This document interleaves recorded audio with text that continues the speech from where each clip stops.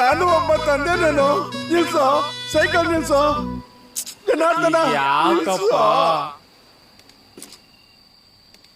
ಮೊನ್ನೆ ನಿನ್ ಫ್ರೆಂಡ್ ಹೇಳ್ದ ಕಣ, ಫುಲ್ ಬಾಟ್ಲು ಬಿಯರ್ನ ಕಣ್ಣು ಮುಟ್ ಕಂಡ್ಬಿಡೋದ್ರೊಳಗೆ ಎತ್ತಿದ ಬಾಟ್ಲು ಎಷ್ಟ್ದಂಗೆ ಘಟ ಘಟ ಅಂತ ಕುಡ್ದ್ಬಿಟ್ಟಂತಲ್ಲ.